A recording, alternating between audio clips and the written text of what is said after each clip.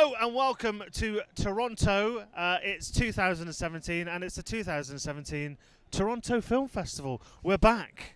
Heath and Pape. Yeah, the back in Canada. Series. They let us back in, ladies and gentlemen. We just literally arrived yesterday. We are 3 films in each. Yeah, we've only seen one together, though, haven't we? We have, unfortunately. And that's the opening film, which we're going to talk about in a second, which is Borg McEnroe, based on the famous 1980 Wimbledon final. So, first of all, though, we'll just have a look around the area. So, this is called Festival Street. Let's have a look at the CN. Dave is behind the camera and he just tripped over it. Yeah. Right. As you can see, we've got a great view of the CN Tower. CN Tower, just up here. Dave, CN Tower. You got one job, mate. Can you see it? There's the CN Tower. Can you see it? No, neither can we, to be honest. Right, so but if you have a look, forget that. Come back down. Right, that's a queue for free grilled cheese sandwiches. You don't get that at the London Film Festival. Sorry. Even the press passes cost money in London. So it's about 30 people deep, plus, I think. 30 people? What? There's about 100 people. That might be 100 people deep. Over here, we've got the. There's a tree, and also this is where the premiere is going to happen tonight. This is the premiere for Borg McEnroe. Shia LaBeouf and co are going to turn up on this red carpet, which you can't see. I'm bored, McEnroe. Yeah. Anyway, let's talk about a film because that is the opening film this year. You preferred it to me, didn't you? I did. I actually quite liked it, but I wasn't aware because obviously Björn Borg has won Wimbledon a number of times, which we're told at the beginning of the film. I'm not going to say exactly how many times because that might give it away. Just check on Wikipedia. He's won it 5 times. Right. But how many times had he won it at the beginning of the film? Who knows? Spoiler. Who knows? Not 5. Less than 5. Once, twice. Yeah. Anyway, so it tells the story of the 1980 Wimbledon final and the events that led up to it in terms of both persons' career, both players' career. Barely. John McEnroe. I'm sorry, but I thought the title was misleading. I was expecting, mate. We met him last year. Hey. You don't forget a face like that. No, seriously, we actually did. But yeah, so the title is Borg McEnroe. Yeah. And I was expecting a good old-fashioned rivalry film, a bit like James Hunt and Nikki. Louder. Nikki. No, louder. That was good, right? Thank you very much. Which were Rush? You're talking about Rush, yeah, but the Ron Howard film. Yeah, because that was about the rivalry. That was the whole idea was about how these two people who just wanted to be the very best locked horns. This is just a Björn Borg biopic.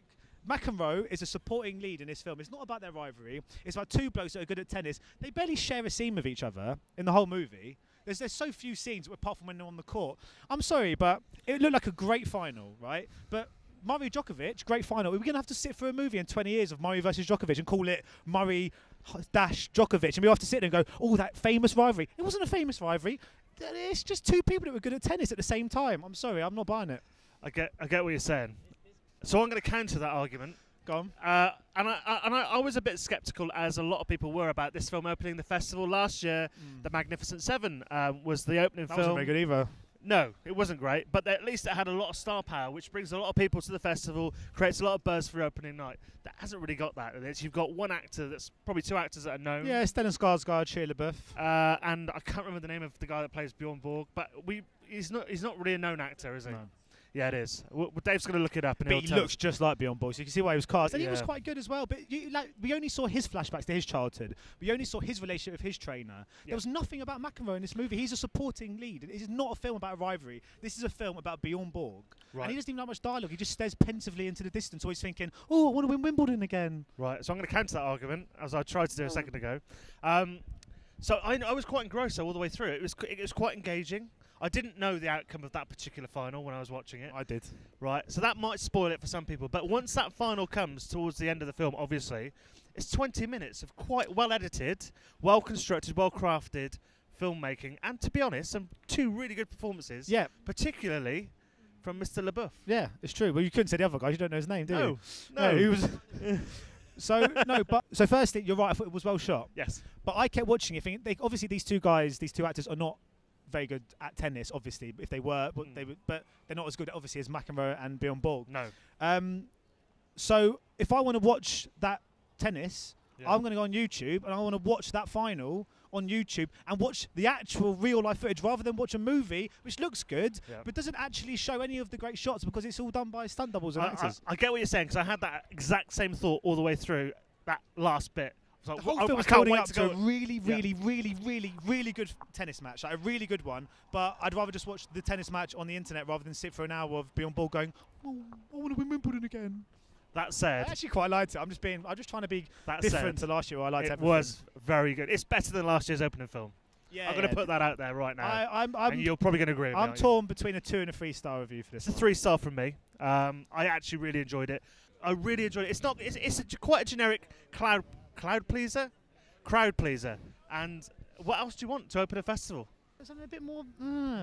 What was the focus of this movie? It's studying two athletes who are so focused. Yeah. What's the film's focus? Is it his will to win? Is it their relationship? Is it his relationship with his trainer? His relationship with his wife? What was the thing? I'm going to say, it's their mentality. So obviously you've got Björn Borg, who's this machine. He's this kind of straight-laced, doesn't have any emotion. You've got the flip side of that in John McEnroe, when essentially they are the same person, because the film does reveal part of that in their history. It's about yes, do you agree with that? Yeah, sort of. It's about two athletes who are really good at what they do, who squared up in an important sporting event. Yes. That happens 7 or 8 times a year. Why is this special enough that it needed to be made into a cinematic endeavour? Why? Okay, you've got a point.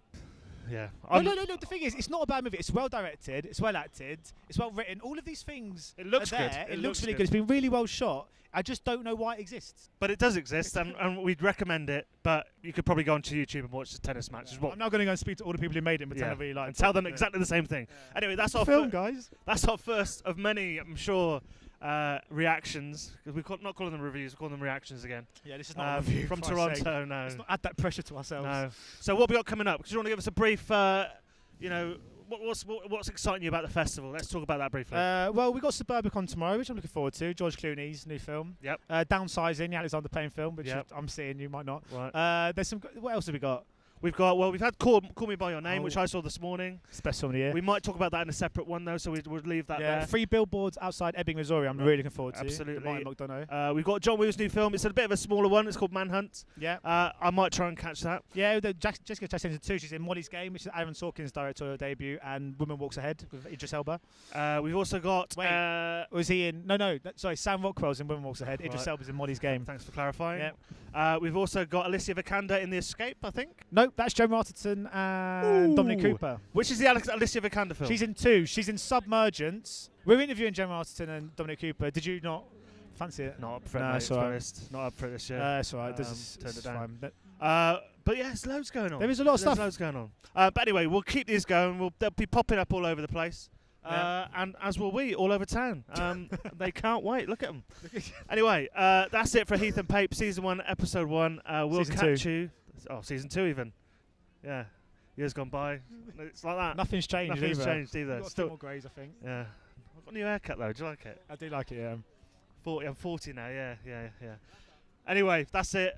See you next time on the Heath and Pape Show, live from Toronto. See ya. Cheeky.